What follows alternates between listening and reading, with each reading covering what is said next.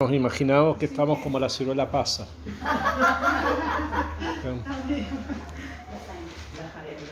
Top. Entonces, bueno, vamos a continuar, vamos a tratar de terminar el libro de Yoná, que habíamos comenzado, ¿bien? Y habíamos estado estudiando varios puntos, y la clase pasada también vimos varias cosas con respecto al punto central que Yoná revisa debajo del mar, que es finalmente llegar al centro, que es Jerusalén, con sus siete ojos, las 7 colinas, las 7 columnas, etcétera, etcétera. Y hoy día nos corresponde tratar de continuar con el capítulo 3 y el capítulo 4. Vamos a tratar de completarlo para que estén ya preparadas para Yom Kippur, que se lee el Maftir Yoná en Minjá de Yom Kippur. Dice así el Naví: Vayehi dvar Hashem el Yoná shenit lemor. Y vino la palabra de Hashem donde Yoná por segunda vez. ¿Bien? ¿Por qué? Porque ya había hablado al principio y Yoná se había escapado en el barco, ¿no? Y ahora le habla por segunda vez para que cumpla lo que tiene que hacer. Esto después que ya sale del vientre del pez. Todavía no, eso es todavía en Yafo. Y le dice así: Kum lech, levántate, dirígete el Ninvé a Iragdola.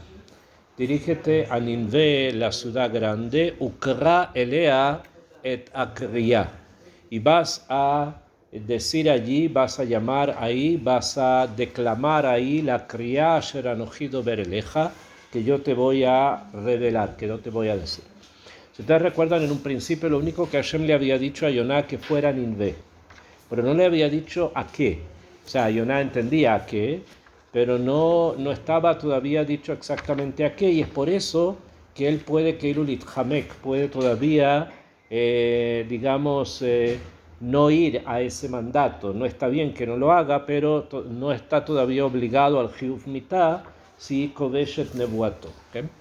Entonces, ahora sí, ahora ya Hashem le dice exactamente que tiene que ir, y por lo tanto, si no lo hace, se llama Koveshet Nebuato y está Chayav Mitah. Y le dice entonces Hashem así: Kum lech el Ninve, anda a Ninve, a Iragdolá, la ciudad grande, Ukra elea et akriya. Y vas a llamar, vas a gritar ahí la kriya, asher anoji dober eleja, que yo te voy a decir. Vayakom Yoná vayelech el Ninve. Y ahí se para Yoná y se fue a Ninve.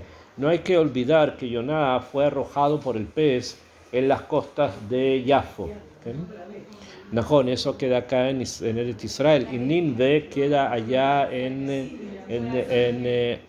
la Mesopotamia, entre el Tigris y el Éufrates, en la parte del norte de donde día es Irak.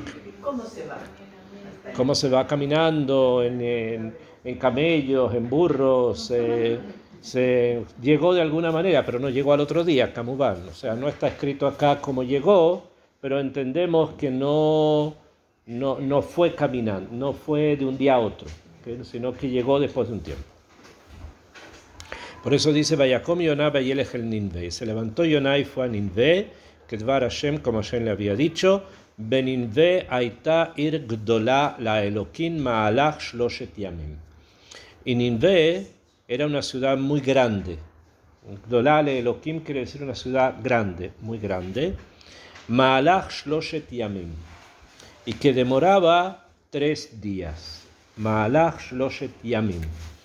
¿Qué significa eso, que Ma'alach shloshet yamim? Hay que tratar de entenderlo, ¿okay? Porque no, lo único que dice que el Ma'alach era de shloshet yamim, que el caminar era 3 días. ¿El caminar de qué? ¿Caminar dónde? ¿Cómo? ¿A qué se referían los 3 días? ¿No? Entonces hay que explicarlo. Para eso vamos a ver un par de explicaciones. Voy a explicar primero según como dice el Gaón de Vilna. El Gaón explica así. Dice: la Elokim, o sea, ir Gdolá la Elokim, una ciudad grande de Hashem, Ma'alach shloshet yamin. Y todo el mundo va a centrarse en tratar de explicar qué son los 3 días, porque no está claro caminar de qué. Dice caminar de 3 días. La ciudad era grande como un caminar de 3 días.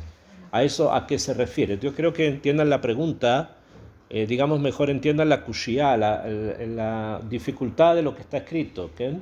Porque en el texto dice, y la ciudad era grande como el caminar de 3 días. Entonces, cuando eso está dicho, ¿qué significa?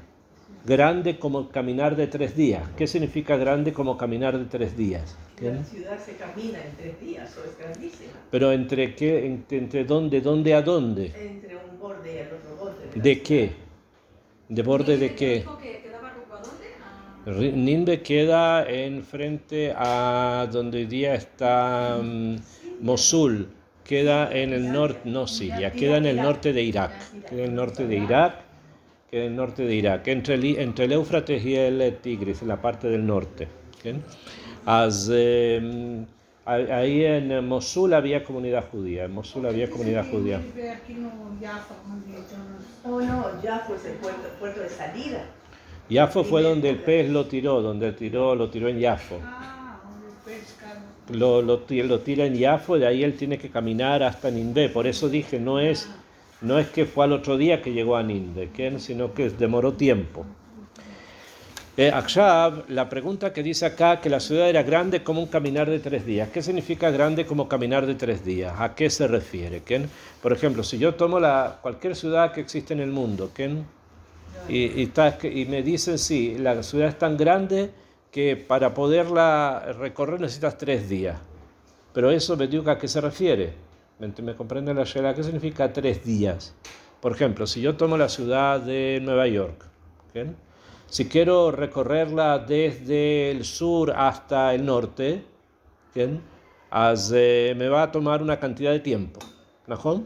No sé cuánto me toma, me va a tomar una cantidad de tiempo. 3 días, no sé. Caminando puede ser un poquitito más. Pero que el Hudson sigue arriba. Bueno, a Ketzer, y si tomo cualquier otra ciudad, me puede demorar una cantidad de tiempo recorrerla. Pero ¿de dónde a dónde estoy calculando? ¿De qué parte a qué parte estoy calculando? ¿Me entienden lo que digo? O sea, por ejemplo, si yo digo, bueno, Jerusalén toma, no sé, 2 días en recorrerla, pero ¿de dónde toma 2 días? Puedo decir, bueno, desde la entrada de la ciudad, ahí donde está el cementerio, digamos que de ahí empieza la Jerusalén, ¿hasta dónde? Hasta Talpiot.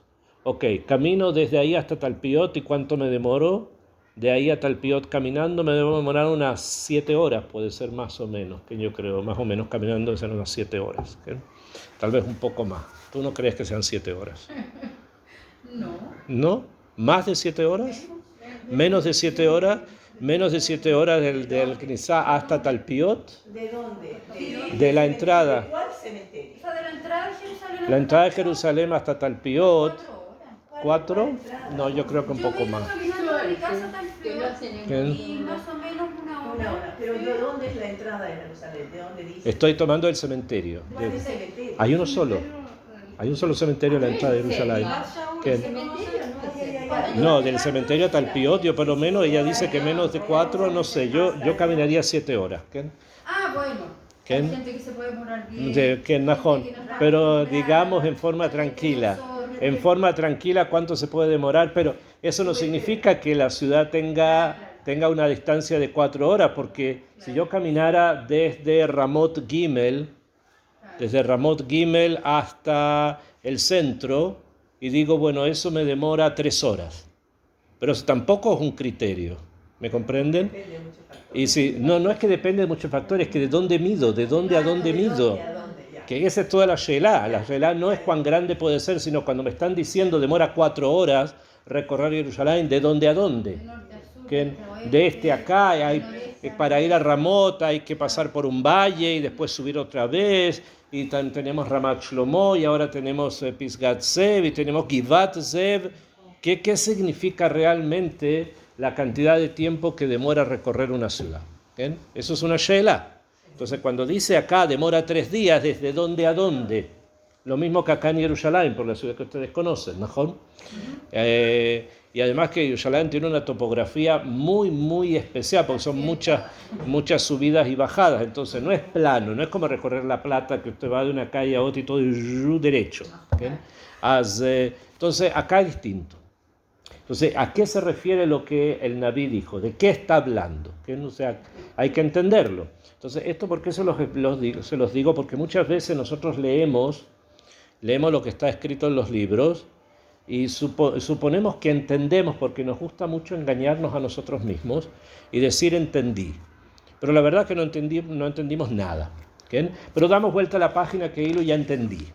¿Bien? Es como la tefilá, nosotros rezamos en Rosh Hashanah, ustedes tomaron el Mahzor y empezaron de una página, terminaron en otra, todos lo hicimos y dimos vuelta a páginas, y otra página, y otra página, y otra página, rezamos, no sé, no sé cuánto, ¿bien? No sé cuánto ni cómo, y hasta qué, ¿no? Lo mismo pasa con el Naví o la Torá. Nosotros decimos, sí, acá dice esto, y bueno, ya y seguimos, damos vuelta a la página y seguimos. ¿Okay? Pero la verdad que nunca entendimos lo que estamos leyendo tampoco, ¿no? ¿Okay? No siempre se entiende, a no ser que surjan preguntas. ¿Okay? Bueno, y acá hay una pregunta. Entonces, como los jajamín sí entendían, y entendían que habían preguntas, entonces ellos querían buscar las respuestas a las preguntas. ¿Okay? Pero primero tiene que haber una pregunta, porque si no hay una pregunta, entonces ¿para qué quiero una respuesta? Necesito una respuesta cuando hay una pregunta. Entonces explica el Gaón de Vilna. Él dice así: She'ikaro shel Adam, dice, él quiere explicarlo en un derech muy, muy simbólico, y dice así: lo principal del ser humano, dice el Gaón, leitalech lifnei Elokim tamid. Lo principal del ser humano tiene que ser siempre caminar delante de Hashem. Que Moshe Katuv Bechol Tzadikim, como está escrito con respecto a todos los tzadikim, que todos caminaron lifnei Elokim, todos caminaron delante de Hashem. ¿Eso qué quiere decir? Cumpliendo la Torah y las mitzvot, que es caminar delante de Hashem. Aval Ninve lo alhu lifnei Elokim, pero Ninve no caminó delante de Hashem rak shlosha yamim, solamente 3 días. ¿Okay? ¿Entendieron lo que el Gaón dice? Sí. ¿Qué dijo? Yo estaba distraída, perdón. Disculpa, Rafa. Yo sí, Automático, fue automático. Ala, vamos a continuar. ¿Okay? Vamos a continuar. No voy a ponerlas en la esquina castigadas, así que no se preocupen. ¿Okay? Ala, pero vamos a seguir. Dice el Gaón así. Dice el Gaón entonces que Ninve, lo principal del ser humano es caminar delante de Hashem.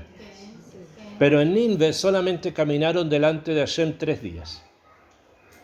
O sea que está hablando acá no de lo grande que era la ciudad y la cantidad de tiempo que tomaba recorrerla, sino que la gente de Ninve, el único comportamiento bueno que tuvieron fue durante 3 días nada más. ¿Cuándo se aprender? ¿Cuándo se aprender? Se aprende por 3 días. ¿Quién? Behen, y fueron Rosh Chodesh Elul Be'atra Rishonah. Fue en Rosh Chodesh Elul un día que hicieron que dio... En Rosh Chodesh Elul es que Yoná hace la primera Atra, la primera advertencia de que si no cambian, Ninve va a ser, Nepahat va a ser destruida.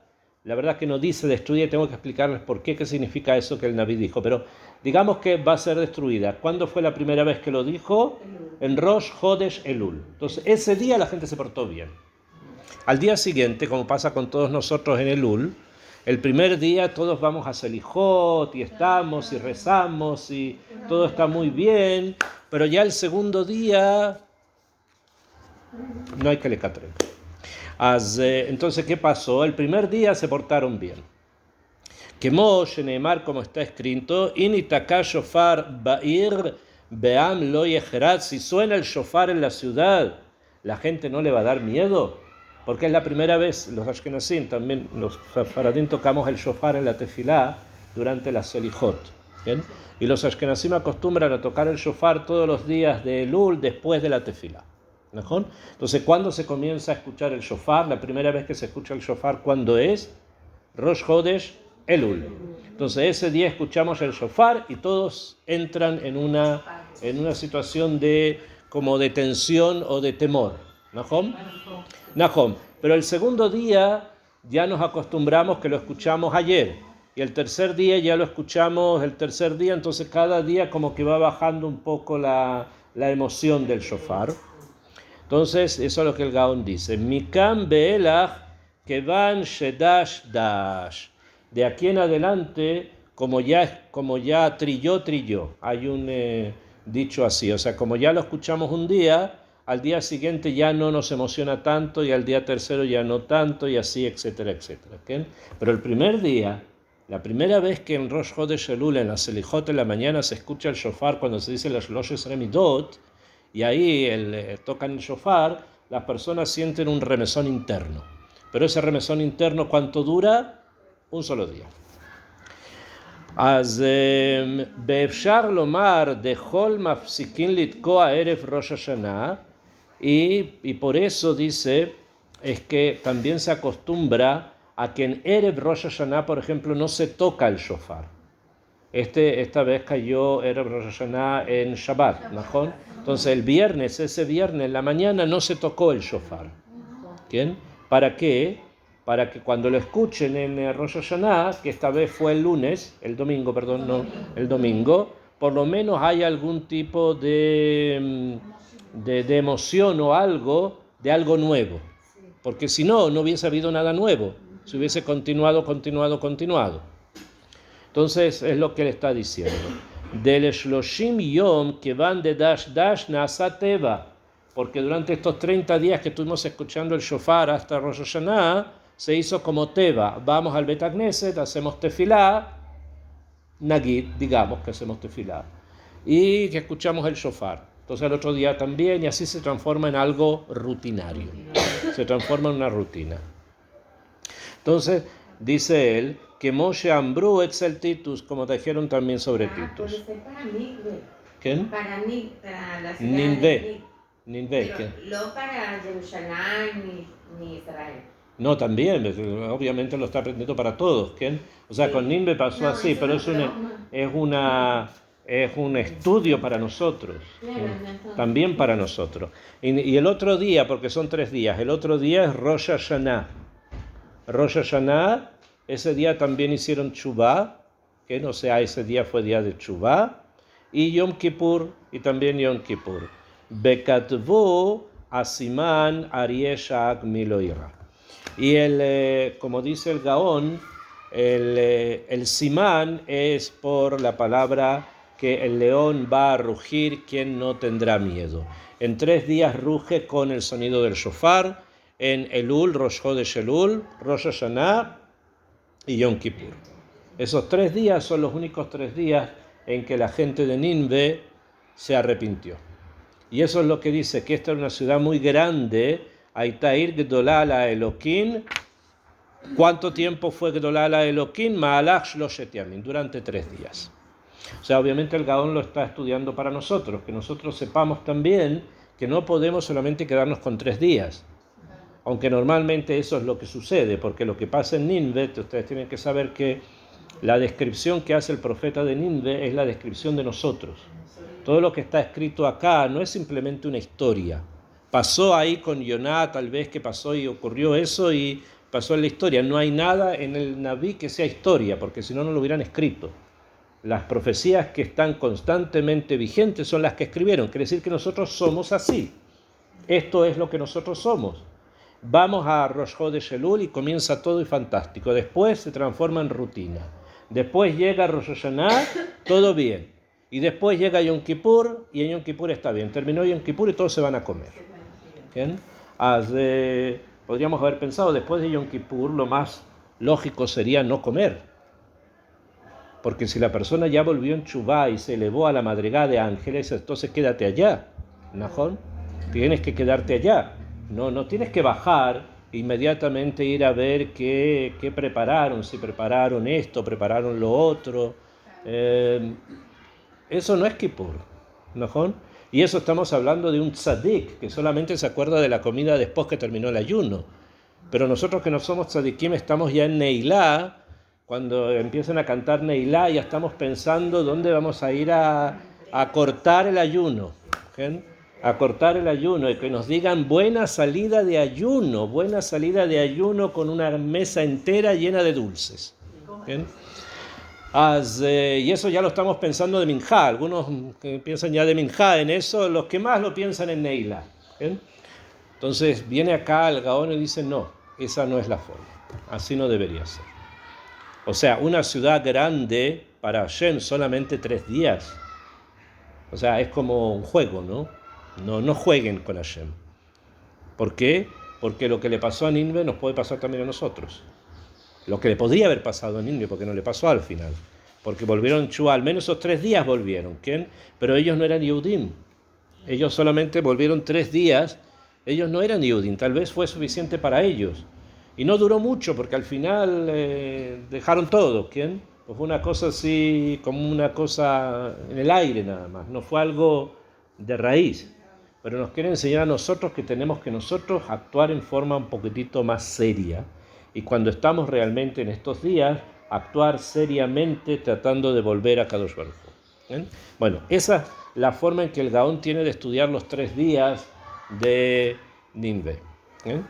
Akshav. Yo les voy a enseñar otra explicación que trae Rabbi Abraham Ibn Ezra. Rabbi Abraham Ibn Ezra era un gran sabio de la parte central de España, de la época de la Edad Media. Eran cercanos a Rabbi Yehuda Halevi, el autor del Kuzari. Después, en esas mismas escuelas surge Maimónides como otro gran representante de ese tipo de pensamiento, que queda en la parte central de España. A diferencia de Nachmanides, Rabbi Moshe ben Nachman, que era de Gerona, igual que Rabbeinu Nisin y Rabbeinu Yonah, que es una generación después de los sabios estos, que tienen una perspectiva un poco distinta, en que son sabios un poco diferentes a los de que en ese momento estaba la parte de Gerona. Gerona todavía existe, queda en Cataluña, al lado cerca de Barcelona, no tan cerca, pero por ahí, por ese lugar. En cambio, estaba en el centro lo que se conocía como el Andalus, que estaba bajo el dominio de los musulmanes. Entonces ahí florecen sabios como Rabbi Abraham Ibn Ezra, como Maimónides, que después él sale de allí por motivos que tuvo que salir de ahí, y Rabbi Yehuda Halevi. Pero ellos son del Andalus, es un lugar que se llama el Andalus, y en Gerona es otra historia. Gerona es algo distinto. Y los sabios en un lugar y los sabios en otros tenían formas de pensar distintas, formas de estudiar la Torah diferente, etc. Eran 2 shitot. Esto no es simplemente una historia lo que le estoy contando, porque llevó a enfrentamientos también entre ambos tipos de pensamientos, que esto se agudizó mucho cuando Maimónides publica el Moreh Nevuchim, publica el libro de filosofía, y los sabios de Gerona y de Carcassonne, toda la parte de Cataluña y el sur de Francia están muy en contra del estudio de la filosofía por diferentes motivos, etcétera, etcétera. Entonces llevó un enfrentamiento muy grande entre ellos, entre los sabios de Cataluña y del sur de Francia con los sabios del Andalus, entre otras cosas. Además, toda la parte de Cataluña y de Gerona y el sur de Francia estaba en poder de los Notzrim, o sea, había quedado en poder de los cristianos, mientras que el Andalus estaba en poder de los musulmanes. Entonces llevó a que las comunidades judías que estaban en un lado y las comunidades judías que estaban en otro eran como una especie de pelota de ping-pong de unos y de otros. Entonces, cuando pasaba una cosa acá, siempre culpaban a los judíos de este lugar porque decían que habían recibido influencia de los judíos del otro lugar para hacer una conspiración en contra de los de aquí. Y cuando pasaba algo en el lado de los cristianos decían que los judíos de acá habían sido influenciados por los judíos que están en el Andalus y por eso están, etcétera, etcétera. Bueno, esas eran las cosas de las épocas. Entonces, ¿por qué le explico todo esto? Porque acá hay algo que dice Rabbi Abraham Ibn Ezra, que vamos a traer un perush de él con respecto a Nínive. Y es algo muy propio del pensamiento de este tipo de sabios, que él dice así. Obviamente, también una cosa que hay que saber, el Perush de Rabbi Abraham Ibn Ezra es un Perush muy complejo, que es complicado y está escrito en forma muy escueta, pocas palabras, entonces es necesario entenderlo.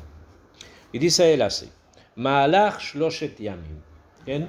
La ciudad era grande como el caminar de 3 días. Besivuv Amedina, Behu Ma'alach Yom Echad Min Akatze El Akatze. El Rab dice así, cuando está escrito 3 días, él, a diferencia del Gaón, estamos hablando con 300 años de diferencia entre uno y otro también, que el Gaón es del 1700 y ellos son del 1100, o sea, estamos hablando de muchos años de distancia. Él lo estudia a nivel no simbólico, sino concreto, geográfico. ¿Okay? Y él dice así, la Mediná, ustedes saben que en hebreo, por influencia del arameo, y hay que entender eso también, la palabra Mediná significa ciudad, no significa estado. ¿Okay? Mediná significa ciudad, significa ciudad y no estado. Pero como en la antigüedad las ciudades eran estados, entonces por eso que se suele tomar la palabra Mediná para decir estado, pero no es un estado, ¿okay? En el sentido de que se ocupa hoy día, sino que era una ciudad, que esa ciudad tenía un din. Mediná viene de la palabra din, que significa ley, y esa ley se aplicaba en los límites de la Mediná, que eran los límites de la ciudad, y puede ser que otra ciudad aledaña o algo así. ¿Okay? A tal que incluso existe una ciudad en Arabia que se llama Mediná, ¿okay? Se llama Medina. ¿Okay? Y bueno, entonces cuando hablamos de la Mediná estamos hablando de Ninve. Y dice acá Rabbeinu Abraham Ibn Ezra, él dice que recorrer la ciudad de Ninve alrededor tomaba 3 días. ¿Me comprenden? O sea, la ciudad era como un círculo. Y ese círculo tomaba 3 días recorrerlo. ¿Me siguen? Entonces, es lo mismo que si yo me planteara hoy día, por ejemplo, tomo el mapa de Jerusalén y digo, bueno, ¿cuánto me demora a mí recorrer Jerusalén? No de aquí a acá, sino por el perímetro. Ese es realmente lo que la ciudad significa a nivel de cuánto demoramos en caminarla, sino por el perímetro de la ciudad. ¿Bien? Entonces eso es lo que demoraba. En Ninve demoraba 3 días recorrer el perímetro de la ciudad de Ninve con lo grande que era. ¿Bien? ¿Bien? Gigante, era una cosa de no creerlo de lo grande que era. ¿Bien? 3 días recorriendo, 3 días supuestamente no de noche, sino solamente las 12 horas del día. ¿Bien? En la noche las dormías y a la mañana amanecías y volvías a recorrer. Eso demoraba 3 días. Y dice él además, porque lo vamos a ver más adelante, y Yom Echad Min Akatze El Akatze. Y de un punto a otro de la circunferencia tomaba un día. ¿Me siguen? O sea, si Ninve era redonda como un círculo, este círculo demoraba 3 días en recorrerlo y de acá a acá un día. Esto es el diámetro, ¿no? Y esto es la circunferencia.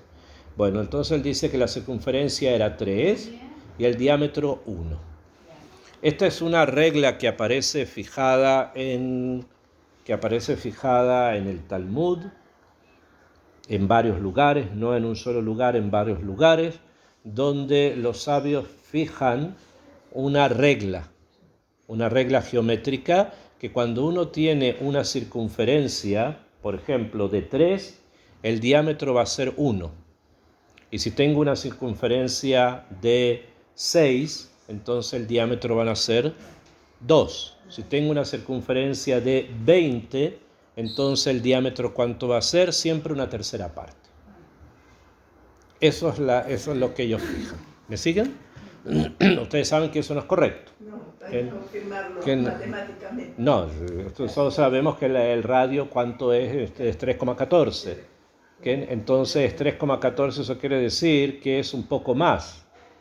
No, no es 3, sino que es un poquitito más, que 3,14. Entonces, por qué está fijado eso de esta manera supuestamente arbitraria?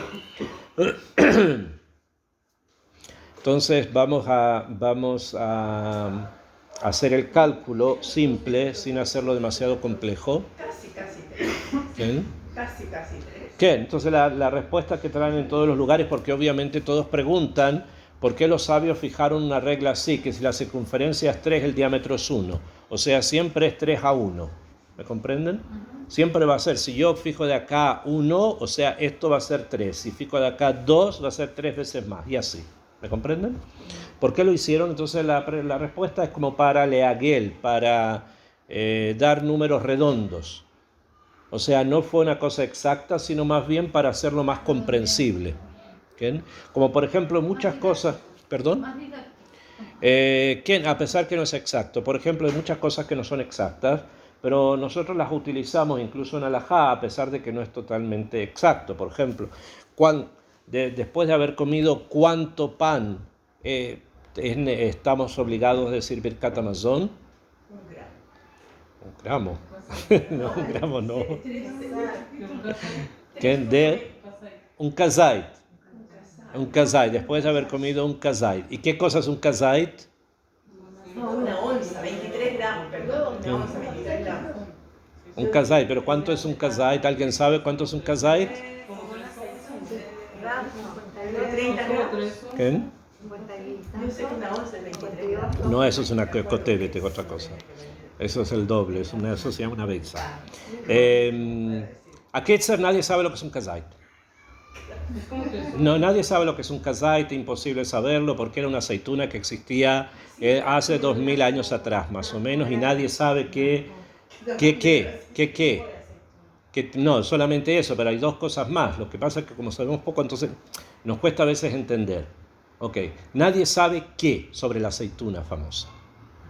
Nadie sabe qué tamaño era, nadie sabe cuánto pesaba. Porque hay unas aceitunas grandes y de chiquitas. ¿Qué? Zait es aceituna. ¿Perdón? Zait no es aceituna. Zait es una aceituna, eso K-Zait, como una aceituna, como la aceituna que había entonces.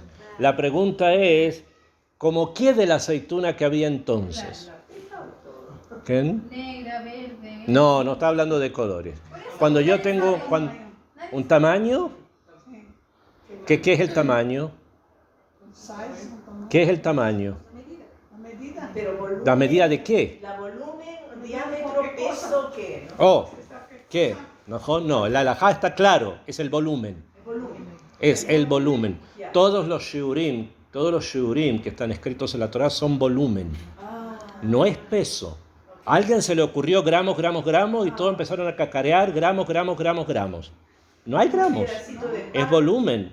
O sea, son centímetros cúbicos o son litros. Es volumen. Todos los shiurim son volumen. ¿Me comprenden lo que quiero decir? ¿Y qué es un volumen? ¿Y qué es el volumen? El nefaj. No. El peso es el peso, el volumen es el volumen. Son 2 cosas distintas. Es el largo ancho por alto. El tamaño es el volumen, es el espacio que ocupa un cuerpo. Eso se llama volumen. Entonces, ¿cómo ellos lo calculaban? Ponían un vaso lleno de agua, ¿bien? Y ponían dentro del vaso un objeto, ¿bien? Y el agua que salía del vaso, ese es el volumen del objeto que está ahora en el vaso. ¿Me comprenden? Bueno, sí, Arquímedes, pero es el principio. Ese es el principio. Ahora, eso, ¿cómo usted lo va a calcular? Ahora, yo tengo que decir Birkat Hamazon. Entonces, ¿qué tengo que empezar a hacer? Lleno un vaso de agua, meto un pan adentro y me fijo si el agua que cayó afuera es el mismo volumen de la aceituna que ni siquiera sé cómo era. ¿Cómo llego a eso? ¿Me comprende? ¿Cómo se llega a algo así? Entonces, obviamente esto no es una cosa de ayer, esto ya lleva mucho tiempo. Los jajamín llegaron a la conclusión de que pensar en volumen a nosotros nos es muy difícil. Nosotros no podemos pensar en volumen. ¿Bien? Nosotros generalmente pensamos en peso, en cosas de peso. Entonces, ya decidieron hace mucho tiempo atrás, y hoy día hay 2 shitot para los shiurim, una que es maximalista y otra que es minimalista. La opinión maximalista es que todas las medidas que estamos hablando, kazait, shte kazaitot para la matzá de Pesaj y kabeitzá para sacar la jalá y todo lo demás, que en todo lo que ustedes ya conocen, es una cierta cantidad de gramos. Y esa opinión maximalista es la que normalmente utilizan los ashkenazim. En cambio, los sefaradín tienen una opinión minimalista con respecto a los shiurim y fluctúa. ¿Y cuántos gramos serían? 27. Entre los sefaradín gira el kazait más o menos de 28 a 29 gramos. Más o menos. ¿Quién? Más o menos. Ahora, otra vez, es una aproximación. Es una aproximación a lo que probablemente haya sido la famosa aceituna y cuánto se podía meter esa aceituna en el agua y lo que salía era probablemente ese volumen. ¿Ok? Exacto no se conoce. En forma exacta no se puede saber, pero más o menos se fija entre 28 a 29 gramos un kazait. ¿Okay? Un kazait. El problema está en que normalmente cuando comemos pan comemos más de un kazait, comemos más de 29 gramos, supuestamente, ¿no? Eso no quiere decir que hay que comerse 3 kilos, pero... Y ahora, y cuando llega la festividad, es decir, que tenemos que pesar la matzá, ¿Sí? ¿cuánto tenemos que, para hacer jardín, más o menos, cuánto tenemos que pesar? Son dos kazaitot, o sea, tienen que ser 2 veces 29 gramos. 60. ¿Okay? 60 y algo, entonces eso más o menos es una matzá merubá, es una matzá cuadrada. ¿Okay?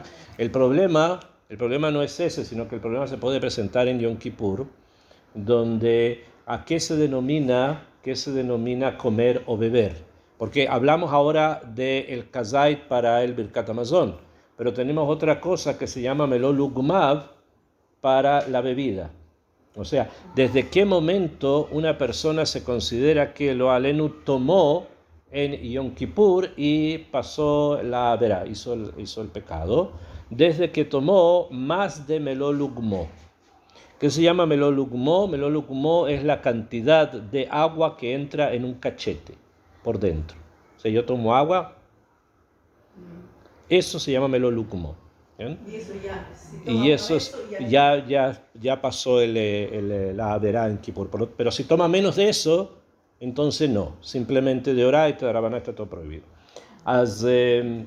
Pero este también es un problema, porque la Gemara pregunta, ¿y qué pasa si estoy hablando, por ejemplo, del cachete de Og Melech HaBasham?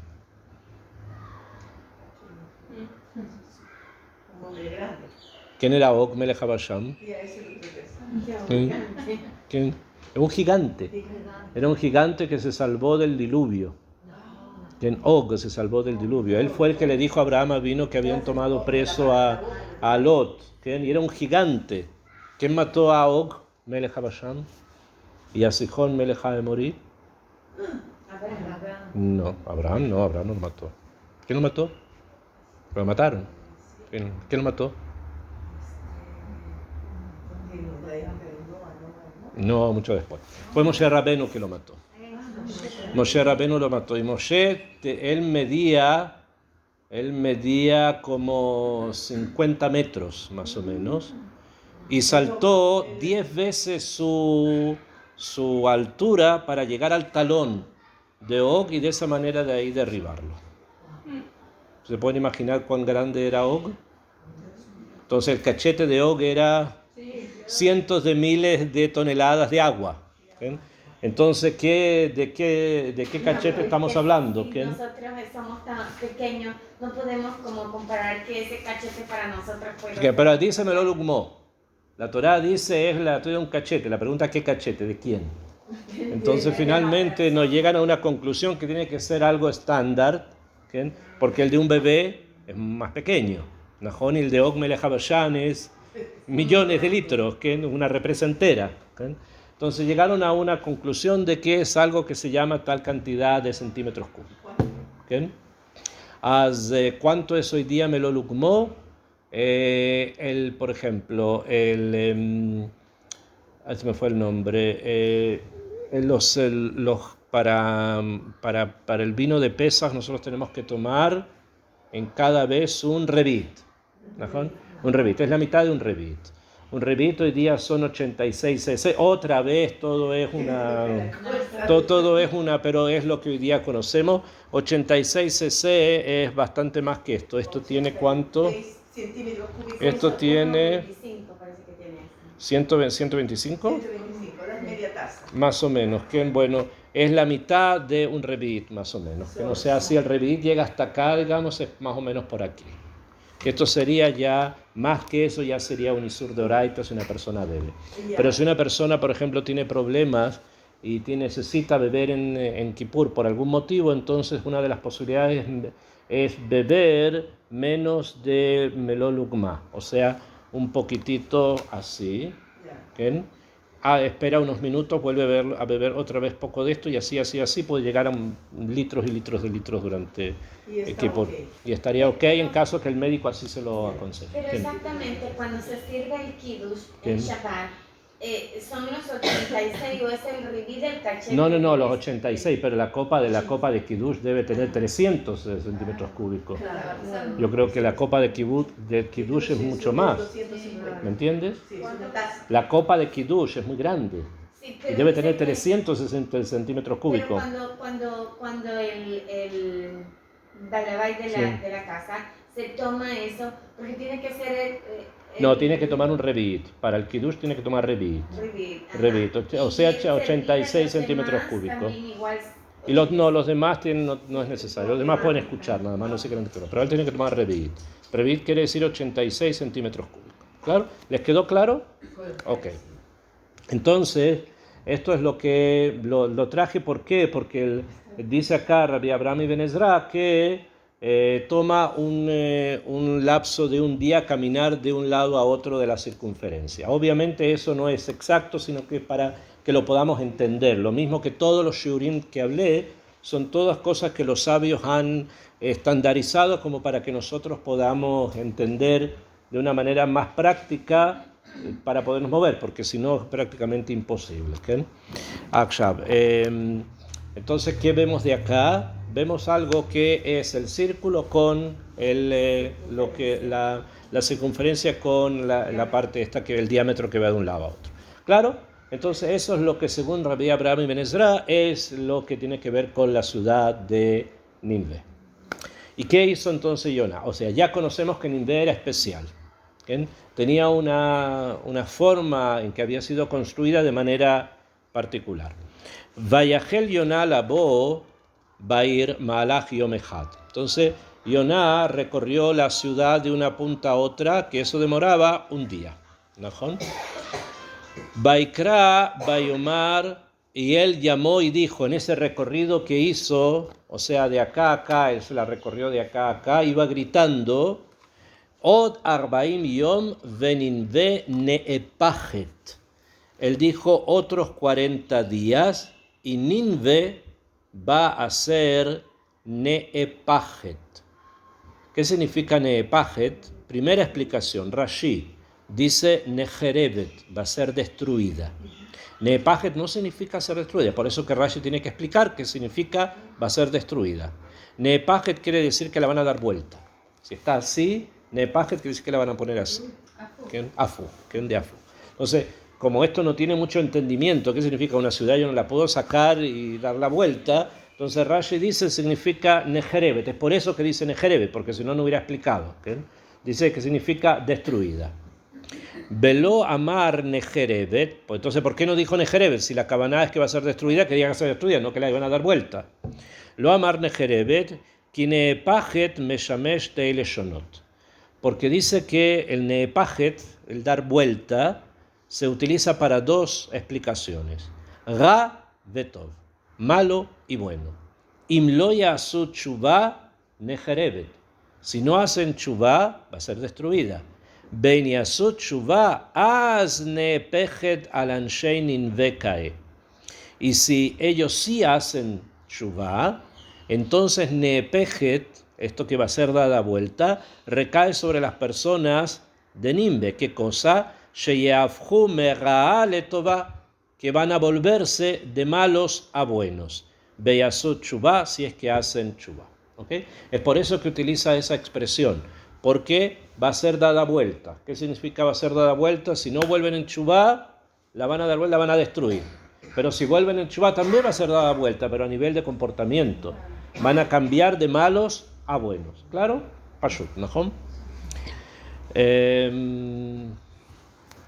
Obviamente hay más explicaciones sobre el tema este de Nepajet, pero vamos a avanzar un poco más. Continúa Yonai, dice así: Vayaminu anshe Ninve be'elokim.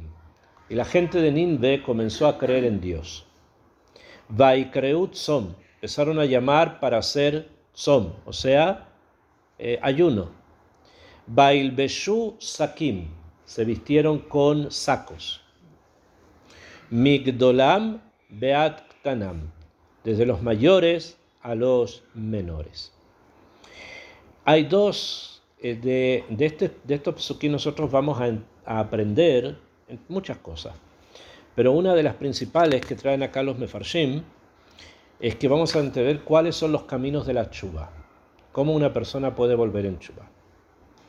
Y uno de ellos dice es el tzom, o sea, el ayuno, que si la persona ayuna, entonces la debilidad del cuerpo lo hace a la persona sentirse como más conectado con algo espiritual. ¿Bien? O sea, la persona como que de alguna manera siente su debilidad cuando el cuerpo está débil. Y es muy difícil transformarse en un gaaptán, en un orgulloso o en un soberbio, cuando el cuerpo está débil. ¿No? Entonces el tzom es uno de los caminos para la tshuva, para cambiar de comportamiento. Y otro camino es el vestuario. O sea, otro camino para volver en Teshuvá es el vestuario. ¿No? Me contaron un sipur interesante. Yo tenía cuando yo estudiaba en el Yeshiva, había ahí una persona que iba a estudiar y nos contó un sipur que le pasó a él cuando durante la guerra del Golfo, la primera. Creo que la primera. ¿Okay? Cuando teníamos que encerrarnos en cuartos porque tenían miedo de que Saddam Hussein tirara bombas con gas. ¿Okay? Entonces, en esa época había ahí una persona que no vivía en la yeshiva, sino que vivía en un hotel. Y después que pasó todo, entonces una vez contó que en una de las veces que sonó la alarma de noche, entonces el hotel en cada piso tenían un cuarto que estaba disponible para que las personas ingresaran allí y estuvieran ahí encerrados hasta que pasara el peligro. Al final Baruch Hashem no tiró ninguna bomba química, porque puede ser que ni las tenía siquiera.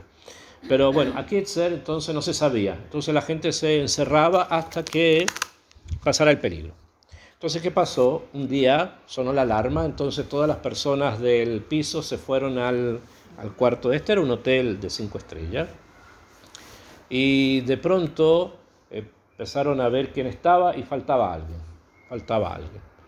Entonces la persona encargada, cada piso parece que tenía un encargado, dijo, no podemos cerrar hasta que fulanita, una mujer, no llegue, no podemos cerrar, tenemos que esperarla, no podemos dejarla afuera.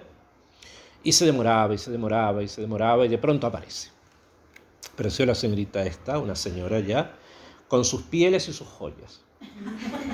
Venía entera con las pieles, las joyas, todas las joyas, los anillos, los collares y todo. Entonces entró y por supuesto todos saltaron encima y dije, ¿qué te volviste loca? No sé si se esperar para esto. Entonces dijo, y entonces ella dijo, porque si me muero quiero morirme así. Así dijo, así se quería morir así. ¿Bien? Hay de todo en el mundo, ustedes tienen que saber que hay absolutamente de todo en el mundo. ¿Okay? Entonces ella dijo, no, si se moría, ella quería morirse así. ¿Okay? Se la comieron obviamente esta mujer, no sé qué le habrán hecho. Y en el caso que, bueno, entonces, pero Baruch Hashem al final no pasó nada. Aquí prácticamente no hubo, creo que ni un muerto siquiera, pero allá en Saudi fue terrible. Bueno, aquí el vestuario también es parte de la tshuva. O sea, es muy difícil que una persona pueda conectarse con Akadosh Baruj Hu en forma profunda, amok, muy amuká, si llega a Yom Kippur vestida con pieles y con joyas, ¿najón? Que es najón, o sea, se parece un poco no atinente, no muy relacionado. Eso no quiere decir que tiene que estar y llegar de harapos, pero digamos... porque dice, y te vestirás como de Shabbat. Najón. Pero también eso hay que ser tzanúa en la forma también de vestirse. Ustedes saben que en hebreo hay muchos conceptos que nosotros los entendemos, pero que en la mayoría de las personas que hablan hebreo los entienden de manera distinta, en manera diferente. Y una es la palabra tzanúa. Tzanúa para un israelí medio quiere decir estar vestido de una manera no elegante. Eso significa tzanúa. Tzanúa quiere decir en forma tzanúa, o sea, no elegante. ¿Me entiendes? Puedes estar vestida con pantalones mostrando el ombligo, lo aleno, pero si no es elegante, eso se llama tzanúa para un israelí medio. ¿Me entendieron? Eso se llama tzanúa. ¿Qué no se llama tzanúa? Por ejemplo, no sé, una peluca de $5,000. Para ellos eso no sería algo tzanúa. ¿Me comprenden? O ropa muy cara, aunque esté tapada de arriba abajo, pero ropa muy cara, para un israelí medio eso no se llama tzanúa. También la forma en que las personas hablan es otro concepto que se maneja de manera distinta. Cosas que nosotros las entendemos distinto. El recato para ellos no es lo que nosotros consideramos recato, sino es la modestia, de estar vestido de manera modesta, sin alarde, sin demasiadas cosas. Bueno, eso es lo que, y eso no está mal, que lo entiendan así. Ellos, bueno, entienden lo que puedan entender, pero acá lo que dice Yoná es eso. Una persona realmente si quiere volver en Teshuvá, entonces tiene que tratar de vestirse en forma modesta y no de manera aparatosa, sino de forma modesta. Y eso ellos lo hicieron. ¿Qué no ahora significa cubierta de la punta del pelo hasta la no, para los israelíes no, pero cuando estamos hablando de personas religiosas también hay que tratar de ser modesto en la forma en que uno se viste, y no de una manera tan aparatosa, aunque en Israel en general las personas son modestas en su manera de vestirse, en general es así, y cuando tú vas al Bet Knesset no se ven desfiles de moda, como pasa en Hutz La'aretz, donde cada Shabbat, cada Rajad y cada Rosh Hashanah es un desfile de moda, lo aleno, que no sepamos de esas cosas. Pero acá, fíjense, lo que dice Yoná es que ellos ahí en Ninve fueron kitzonim, fueron a un extremo que no es el correcto. Porque dice, bueno, y kreutzom se beseder, está bien. Pero el Midrash cuenta que hicieron ayunar, no solamente ellos, ayunaron sus hijos pequeños y también sus animales. O sea, hicieron que también los animales no comieran esos 3 días. ¿Por qué? Porque fueron a un extremo.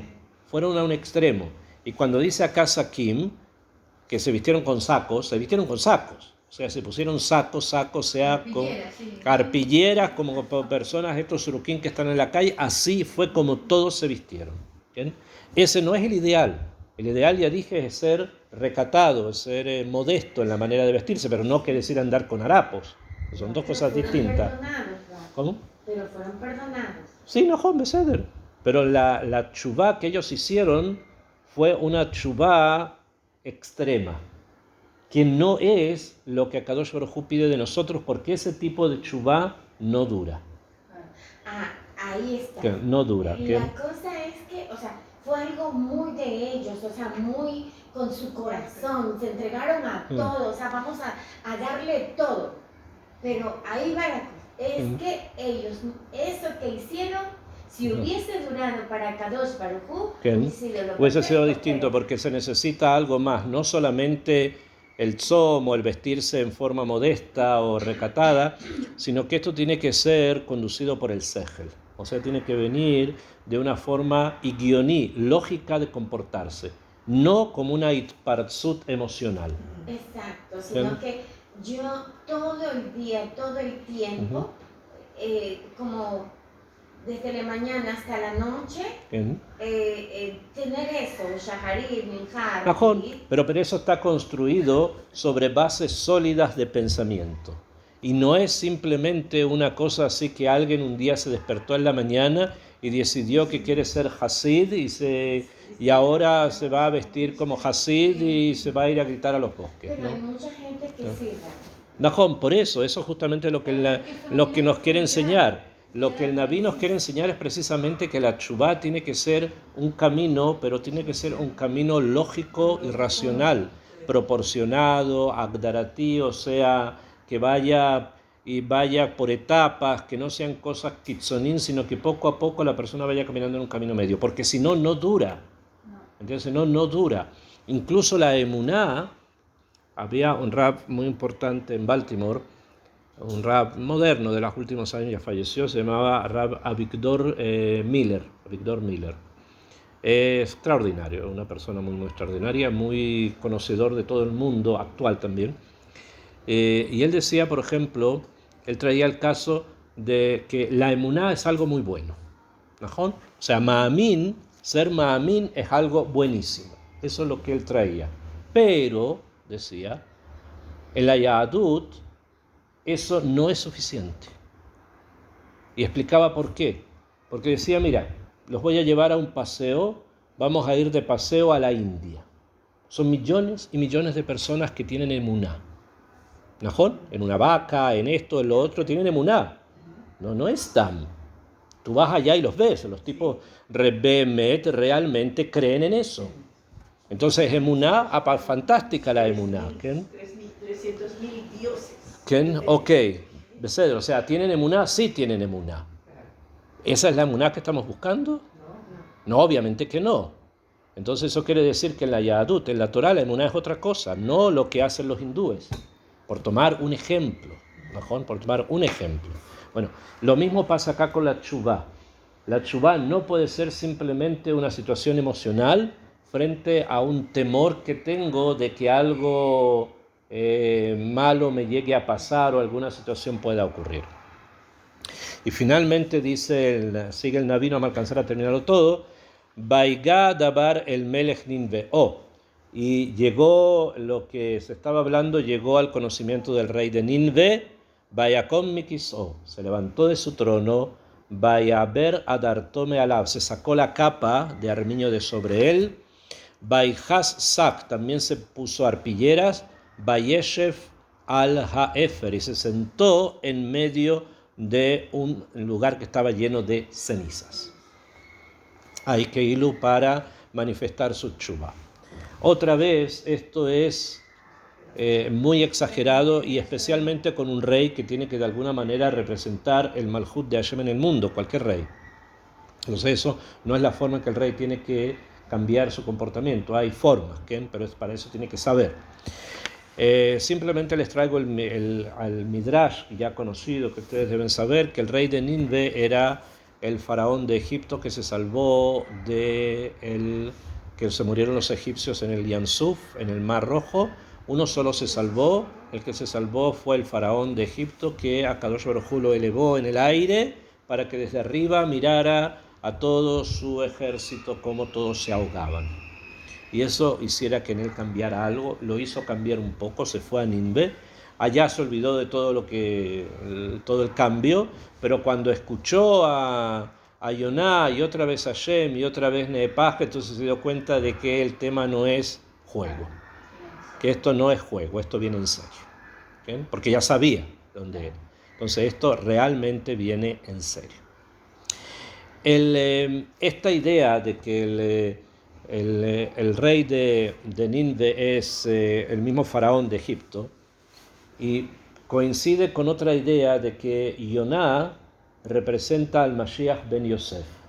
O sea que Yoná tiene dentro de sí el alma de Yosef Atzadik. Y el encuentro de ambos, otra vez, va a representar un punto de inflexión en la historia de todo Israel y del mundo entero. La primera vez que se encontró el faraón con Yosef, nosotros ya sabemos cuándo fue, es con los sueños del faraón, si se recuerda, cuando estaba en la cárcel, se encuentra con él, lo transforma en ser virrey de Egipto para que maneje el tiempo de abundancia para el hambre. Y ahí quedó. Después está escrito que en la época de Moshe se levantó un faraón, dice, que no conoció a Yosef. Entonces explica Rashi al-Makom, era el mismo, pero se hizo que no lo conoció. O sea, del faraón que nosotros estamos hablando era una persona que de tiempos cortos, ¿no? O sea, de cosas muy cortas. Le pasaba algo, lo solucionaba, inmediatamente volvía a lo que era antes. No era alguien que persistiera en algo. Entonces, cuando todo lo que le sirvió Yosef, lo ocupó. Después que Yosef se murió, se olvidó de Yosef, se olvidó de todo y empezó a perseguir a los hebreos, como ustedes ven en el Sefer Shemot, ¿no? Y después de que lo salvaron, cuando se destruye su reinado, se va a Nínive y otra vez se olvida de todo. Entonces, otra vez viene Yosef y le dice, no, estas cosas son un poquitito más serias y no es una forma de una persona de olvidar todo lo anterior y que ahí no pasó nada y tenemos que continuar. No, no es así. Las cosas hay que repararlas, pero de raíz.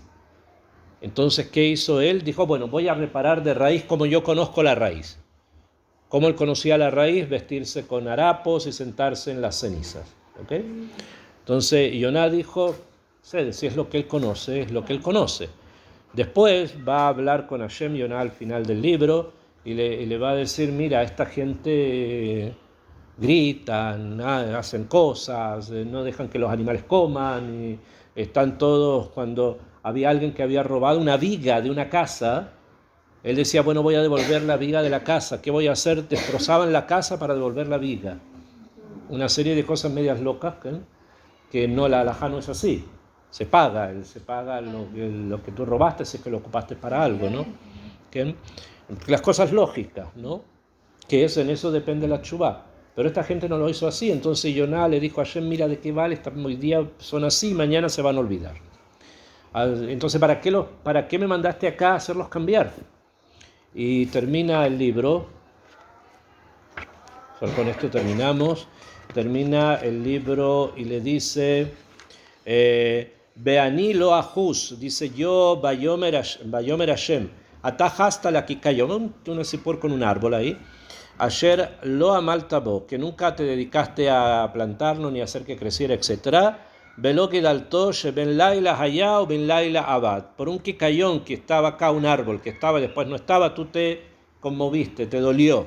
Beani lo ajus al Nínive, y yo no me voy a apiadar de Nínive, a ir a Gdolá, Asher yesh ba harbe mishte esre ribo adam, hay tanta gente que vive ahí, Asher lo yada ben yeminol esmolou be'emar rabá, gente que no sabe lo que tiene a la izquierda y a la derecha. Bueno, ¿en qué quedamos entonces? O sea, Hashem se apiada de la gente que es boba. ¿Por qué significa que no sabe lo que tiene a la derecha y no tiene a la izquierda? Que no entienden de nada. Entonces va y tú les dices que vuelvan en Tshuvá y Hashem dice, mira, hay gente que no sabe lo que tiene a la izquierda y no entienden, entonces ¿qué esperas de ellos? Que hagan lo que hagan. No me voy a apiadar de todas formas de ellos. Terminó el libro. ¿Por qué no está la respuesta de Yoná? ¿Por qué Yoná no le respondió? ¿O respondió? Con el rey. ¿Quién? Está hablando con Hashem. No. Entonces, ¿qué puede responder Yoná? Si está hablando con el creador del mundo. Le puede decir, mira, tú mismo fijaste en tu Torá, hay un libro que se llama Ilhot Tshuvá de Maimónides, ahí están los klalín de la Tshuvá. Y ninguno de esos klalín dice que hay que hacer algo como lo que la gente ahí en Nínive hizo. Podía haberle respondido eso, que hay carón, ¿no? Pero Yoná no le dijo nada. ¿Por qué? Porque finalmente hay cosas que Kadosh Baruj Hu majlit, incluso con gente que no entiende de nada. Pero Hashem decidió salvarlo a pesar que no entendía lo que tenía no a la derecha y no a la izquierda. Porque de Tshuvá no entendieron nada, el otro día dejaron todo. Porque le dice primero, tú te apiadaste de una planta que se